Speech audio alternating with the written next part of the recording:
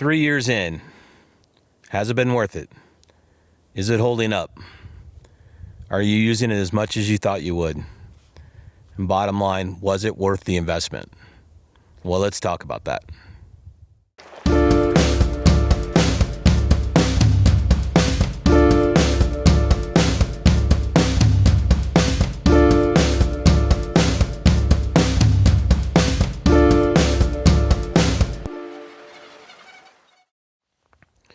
All right, for those who have an attention span shorter than mine, the quick answer is yes. I've really enjoyed it. Yes, it's held up really well. And yes, it's been worth the money that I spent on it. So for anybody who needs to get on to another video of pimple popping or something else, there you go. Boom. Like, subscribe, blah, blah, blah. We'll talk to you later. All the rest of you guys, I did take some notes that I'm going to be referring to. I'll talk a little bit about the truck, talk a little bit about the accessories added to the truck. I'll talk about the flatbed, and then in the end, I'll talk about the camper and give you kind of my, not necessarily pros and cons, but just things that I've really liked about it, and anything that I'm maybe thinking about doing it to it in the future. So let's get into it.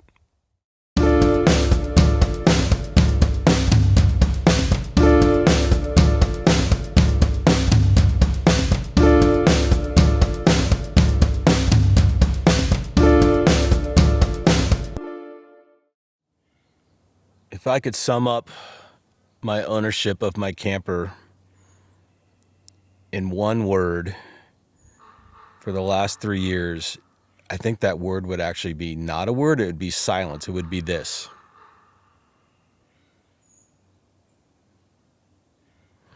See, I'm filming this on Labor Day weekend. I picked up my camper 3 years ago, just almost to the weekend. Just last weekend was the Expo Mountain West in the Denver area, and that's where I took ownership of my camper 3 years ago. And so this is my third summer of having the camper, and it is currently Labor Day weekend. And as you can hear, actually more importantly, as you can't hear, is I can't hear quads, I can't hear people shooting their guns, I can't hear people playing their music too loud, all the things that I like when I go out camping to not hear. So the beauty of having a four-wheel camper is you're on a four-wheel drive platform, which allows you to go down a little bit rougher road, maybe a little bit tighter road, maybe a road that has a couple obstacles that'll keep people pulling trailers, people with two-wheel drive cars that aren't really campers that look and go, no, that road's too spooky for me, and really lets you just get out that little bit farther to be able to enjoy your weekend. And the birds also enjoy the weekend with me. So yes, so far for the last 3 years, it's been absolutely fantastic. I have no regrets. It was a very big purchase in my life. I planned it for quite a long time, and didn't really have buyer's regret.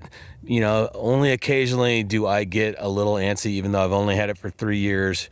There's other people that I've met that have had their campers like 5, 10, and even over 20 years. So every once in a while I'm like, I should have gone out this weekend, you know, because I have this thing and I really need to be out and out and out and out. But in reality, I have been getting out almost for sure once a month. And a few times, especially living in Arizona, it seems strange. It's a little bit inverse for me, is I actually get out a little bit more in the fall and early springtime than I do in the summertime, because in the summertime, it gets so hot here, you have to go up in elevation to get to more enjoyable locations like that. But with that, everybody from Phoenix, everybody from Tucson does the same thing. So you're taking these cities of millions of people and squeezing all these people up into one or two peaceful areas, which then becomes a circus. So to have this truck to go a little bit deeper, a little bit farther down the road or over a couple obstacles where others can't go, allows you to have the peace and quiet and serenity that you're looking for when you go camping.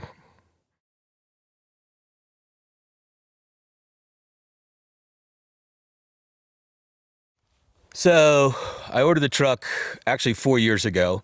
I've had it for 3 years. During the whole vid time when I purchased it. So it from start to finish, between either the camper build, the flatbed build, and the truck build, At the time, all those were getting built from scratch, basically to order during the whole plague thing that scoured the earth. But everything took a while from start to finish, just from really the first deposit check down to finally taking ownership was about 14 months. So it was a lot of anticipation. There was a lot of it wasn't really buyer's remorse, but it was excitement about what I was going to get. But then I was also just kind of nervous about, was I going to really enjoy it when I got it? So I would say, obviously, like I said, yes to all those things.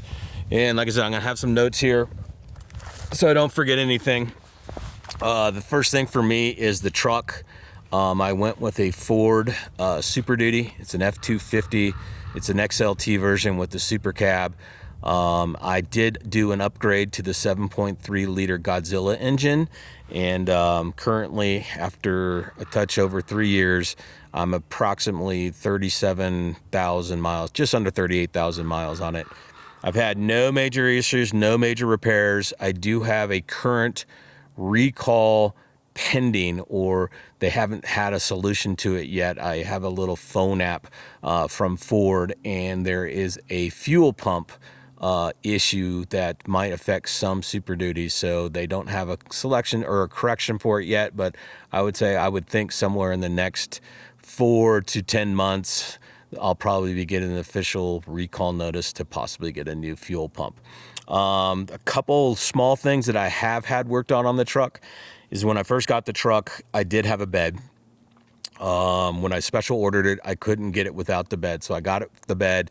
Actually sold the bed through a broker, and when I took the bed off, I unplugged some of the wires to the taillights and some of the sensors in the back for the blind spots and this, that, and the other, and that kind of affected some of the other components inside the truck.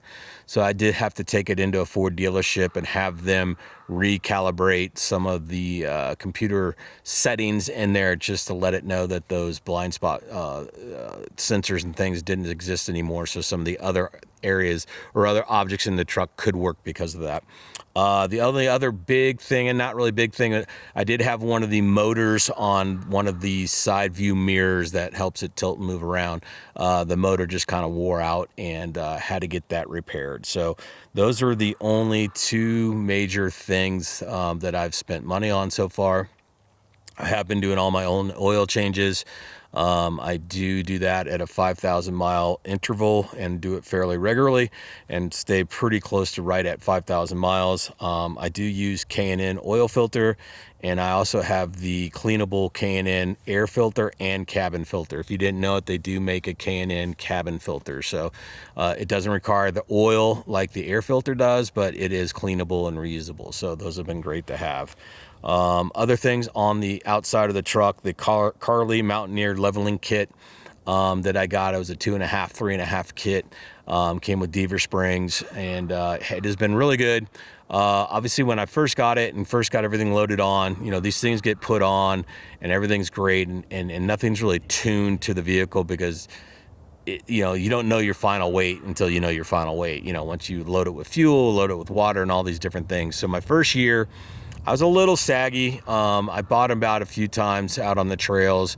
I think from just maybe not having it tuned, and also running my tire pressure probably is slightly too low for the weight of my truck, just made me a little bit too spongy on the trail. So after the first year of having the truck, I did go to a spring shop in the Phoenix area, and they took I had my axle weights that you can get at a cat scale, and I had them heat and rebend the springs to that rear axle weight, and they added a helper spring in, and those two things alone made an absolute world of difference in the suspension and the ride of the truck. So since I did that after year one, for the last 2 years, I really haven't felt any bottoming out, and everything just rides really smooth. When I'm out on the highway, I mean, I really don't even feel like I'm on a truck with a camper in the bed. It just feels like I'm just driving down the road in a sedan almost. It's super comfortable. So the other thing is I had the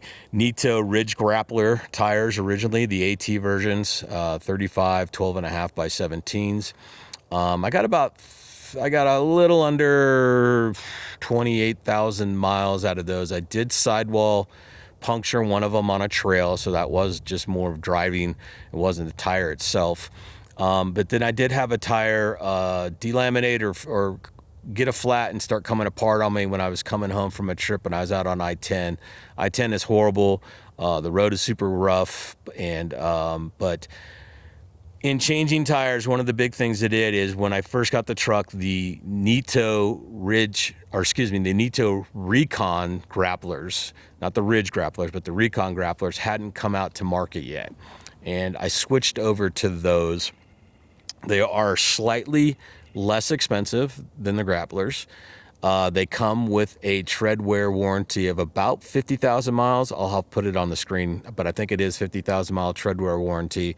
And they actually have a higher load rating per tire than the Ridge grapplers. So when I did the math between the Ridge grappler and the Recons, I was actually picking up about 1,500 pounds of load that I could add to the Recon tires that would have been putting more stress on the grapplers. And the camper itself, dry, empty, weighs 1,550 pounds. So in a sense, the Recons have been a really good second set of tires. They don't really look that much different than the grapplers, and I haven't felt or noticed any difference out on the trails using those compared to the grapplers. So if you guys are ever thinking about tires, I would suggest the Recons just because they're a little bit beefier, I think, stronger tire and can handle the weight of the camper.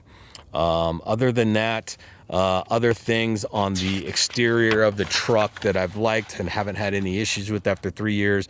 I got the Method wheels on the truck. They've been fantastic. I really haven't had any issues with them. I went with Baja Design lights.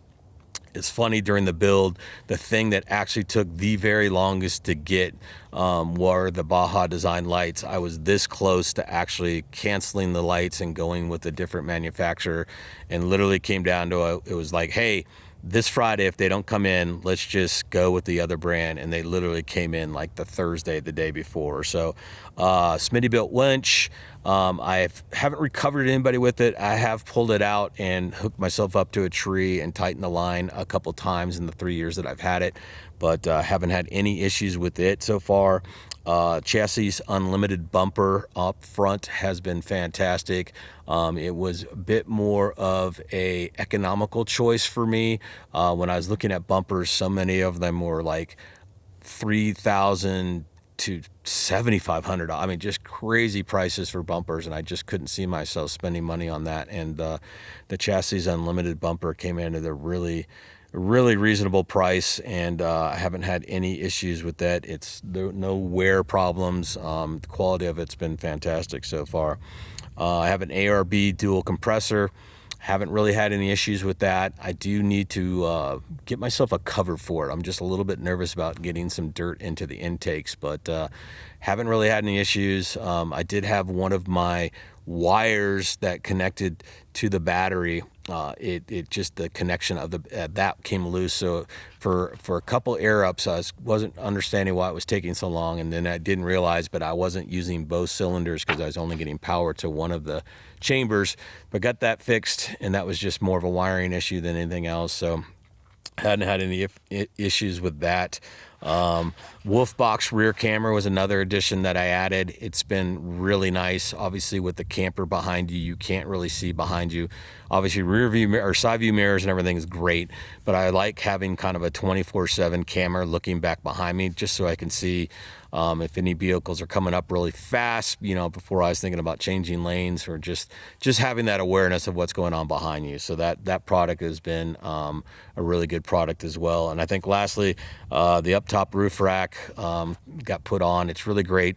Obviously, I don't store a lot of stuff up there. I do have my Action Track traction boards. I do put a GoPro camera up off the side of it.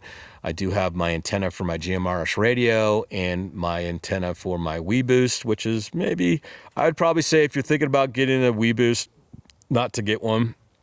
I think it worked out well, but it really hasn't been, I don't know that I've got my money out of it. So maybe consider that one closely if that's something that you want to do or get, type of thing. So Other than that, everything's been good. Like I said, it's been really solid.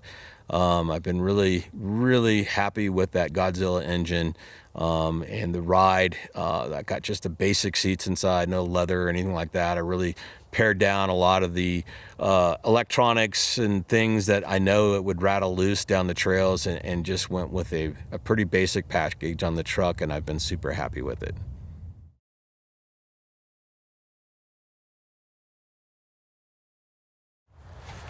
All right.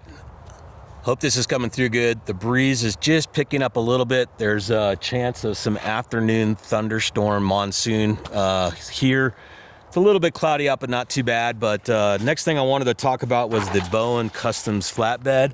I know that everybody kind of wants it's sort of the creme de la creme of flatbeds, and everybody's like, oh, they're so expensive and this, that, and the other. And I would say, yes, they are expensive, but yes, it's a really good product. I really haven't had any issues with it. And I got one of the first Ford garages that Brent and his team made, and have been really happy with the garage. It really is nice to kind of have that sort of in-between storage place where it's something that you really don't want to put in the back of your truck cab, and it's something you don't want to have bouncing around inside of your camper. So to have that space for hatchets and axes, bottle jack, leveling blocks, tarps, chairs. I'm trying to think of all the different things I have in there. A little plastic table, my awning rod for my Fiamma awning. I do have like a extended pole where I can either clean my windshield or get up and clean my solar panel on my roof, and actually have my ARB in the garage as well, so it's not in the engine bay, and it's been great. And then also I did decide my big sort of extra spend that I did when I was building everything together was I did order a additional fuel tank. I'm running obviously the 7.3 liter gas engine. So I got the 40-gallon tank from Ford with the truck because I got the super cab. I had more room between the back of the chassis and the back axle to get the largest fuel tank. So I was able to go with the 40-gallon tank there. And then I purchased an additional 35-gallon tank from Boyd Customs down in Florida. I can't remember exactly where in Florida, but I'll put that on the screen at the underneath, and I'll put a link to them in the description. But it's been a great tank. You know, it does what it does. It holds fuel, and I have a fuel transfer system that I plug into the cigarette lighter on a center console, and it transfers roughly about a gallon a minute. So usually what I'll do is mainly use it when I go out to trips to California, or if I know I'm going to do something that's relatively remote and there is a chance that I either get stuck or out somewhere where someone else might need some fuel as well. But it's been great. I usually will run right up to the Arizona-California border, and I will top off my existing fuel tank, the 40-gallon one from Ford, on the truck, and then I'll put in normally about anywhere between 20 and 30 gallons. I don't ever completely fill it, but then I'll do my trip, and usually what happens is I'm able to refill the tank, transfer the fuel over, and I always can get back to Arizona without having to fuel up in California. Is that a huge deal? Probably not, but I mean, gasoline right now in Arizona is a touch over $3, and gasoline in California is, I believe, somewhere between $5 and $6. So, you know, it's like a $2.50 a gallon difference, you know, and if I can bring 20 to 30 gallons with me, that's going to pay for that fuel tank over the life of the truck if gas prices continue to be kind of out of whack like that. So, or also if I'm going to go at some point when I go up to Alaska and need to fuel up, knowing that I just have that fuel there, and I can get it, you know, a little bit cheaper at the beginning of the Dalton Highway as opposed to being way up on the north end where I'm sure they get you a little bit. So Great thing too was Bowen just this summer, really 2 months ago, I went up to Denver again and just did like a 3-year service check over of the flatbed, and it was really fantastic. It was kind of like, one of those 21-point inspection kind of things, and the guys were super cool and super nice and did a really great job on just double checking all the connection bolts to the truck itself on the flatbed. They replaced a few of the connections they had for the doors and everything, and included some washers on these new bolt heads and the whatnot. And it was just a really nice. They checked the wiring for the wiring harnesses for the lights on the license plate, and checked all the wiring harnesses for the tail lights and different things like that. So. Yes, it is a little bit more money, but you are going to get that true lifetime guarantee, as Brent has said. And rolled up there, and it was probably about a half day at the most. They just kind of went over it, front to back, and tightened everything up, and switched out a couple things that needed to be switched out, and couldn't be more happy with it. And they always say cry once kind of thing. So, it's great. It's all aluminum bed. It's really only a little bit more heavy than the traditional Ford truck bed that comes with the truck. So I would say so far 3 years in, I really haven't had any issues with it. It's been really resilient, and looking forward to another 3, 9, 12, 20 years with that flatbed.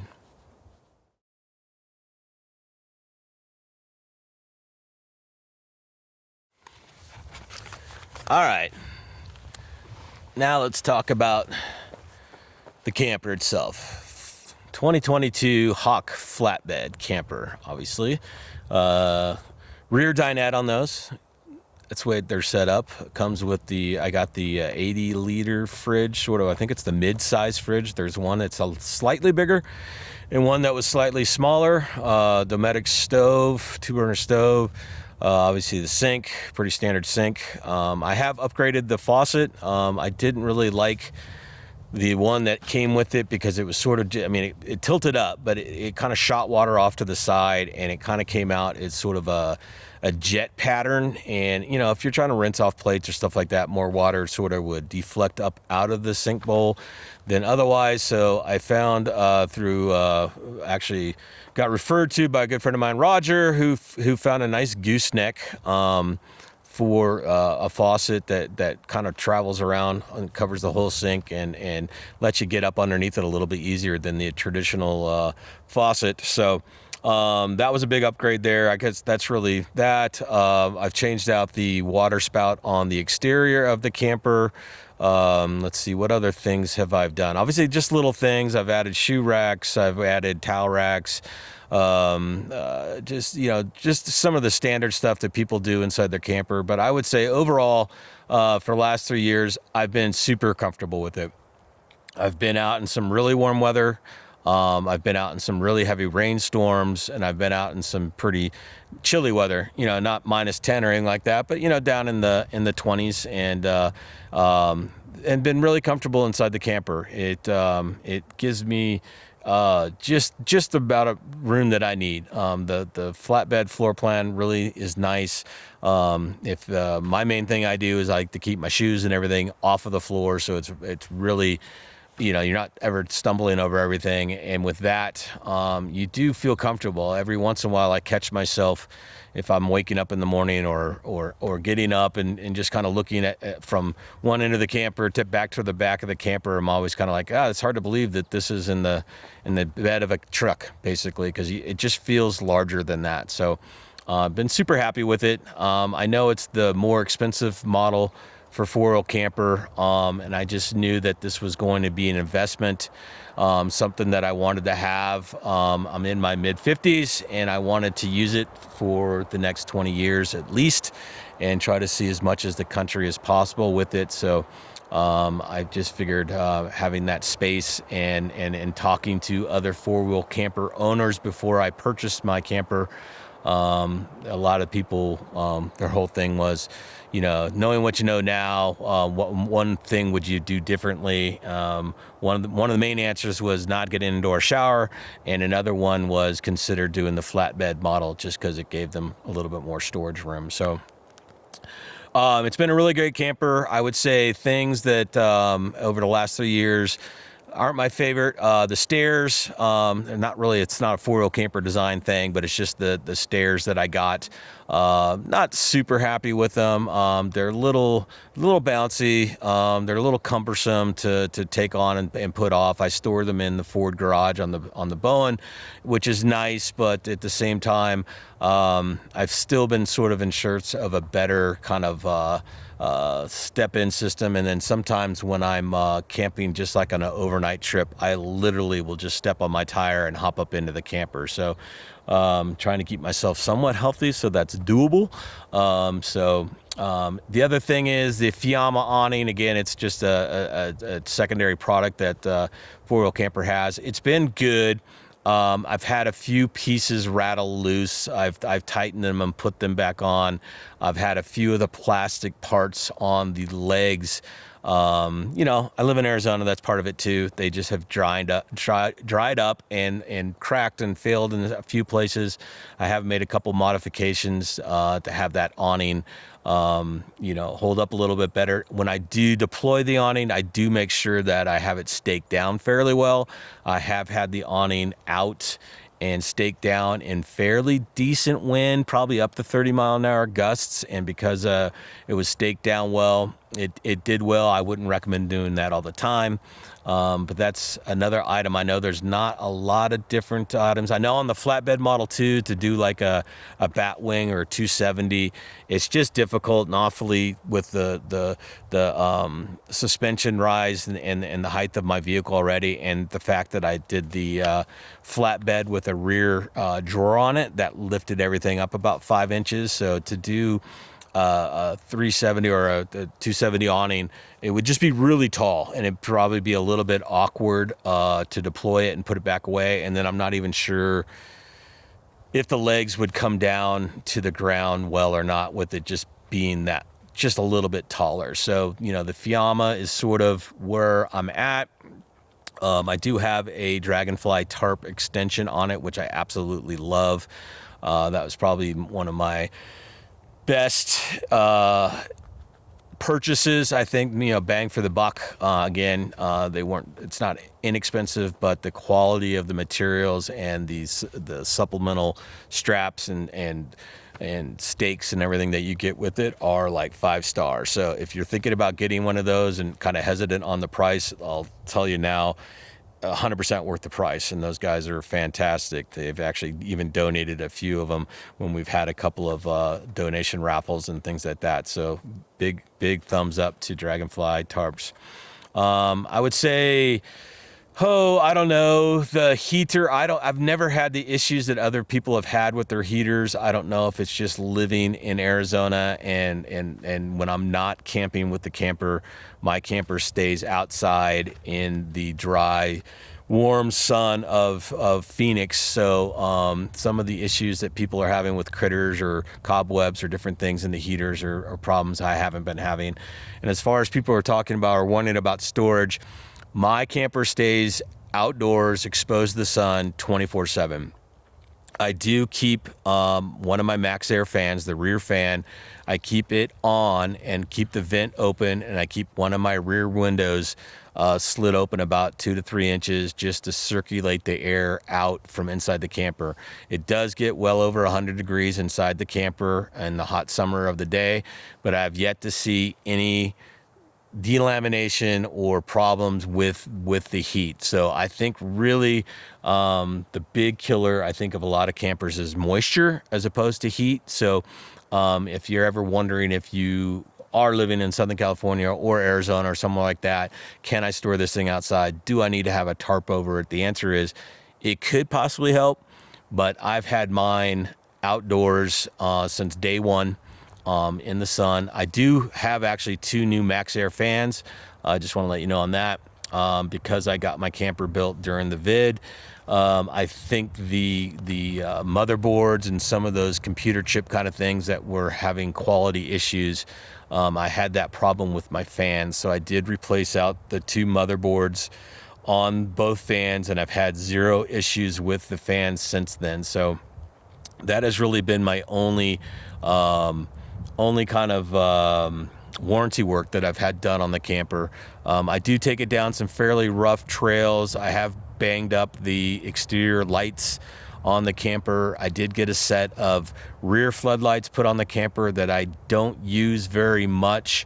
I'm thinking about replacing those floodlights with amber lights, just so I can have amber kind of rear lights when I'm running with a group of other people, just those kind of dust lights. But other than that, and I guess also on the bedding, I know that's a big issue for some people on the bedding. I did have the factory mattress, which is like a 2-inch foam mattress. I did sleep on that for the first year. I'm a kind of a firm bed anyway kind of person, so it didn't affect me too much. But when I did have the opportunity to get some new foam, I did purchase a piece of 4-inch foam, the same size as the mattress, and put that in, and I've been super happy with that. In Phoenix, there's a couple foam suppliers that supply foam to all the upholstery shops that do work for all the resorts in town. So, all those big, thick foam chairs and stuff that they have around their patios and whatnot. So I was able to get that foam. They cut it right to the size that I needed to, and I've been enjoying that quite a bit. So with that, I would say first 3 years, 36 months, 37,000 miles worth of traveling and seeing lots of places and going up lots of roads that kind of freaked me out a little bit, but at the same time, was able to get up and down them no problem. And to get out here like this, I'm in the heart of a busy weekend, a holiday weekend, where there's a lot of car campers and just people out to camp, and just, you wouldn't think it would be enjoyable, but with this 4-wheel camper, you're able to get in a little bit farther, or up, over, and through some places that other people can't take trailers. And, the farther out you get, there's less people. And I don't want to say it's more enjoyable, but it's more enjoyable when you kind of feel like you have it to yourself. So I would say, on a scale of 1 to 5, I would say I'm probably at a 4.5. I mean, there's been a couple little things, but nothing major. I've been really happy with the investment, and if I had to do it again, I would definitely probably do it again. If you got any questions for me, leave them in the comments. I've been pretty good about getting back to people pretty quickly, and also thinking about doing a live stream maybe once a quarter or maybe once every 2 months, where I can answer questions directly for people who are thinking about getting a 4-wheel camper. Hit me up in the comments below if that's something you think that you would be interested in, and I will see if there's a time between now and the end of the year that I could set up doing that live stream. So thank you guys for watching. Subscribe if you haven't, and get out there and have some fun.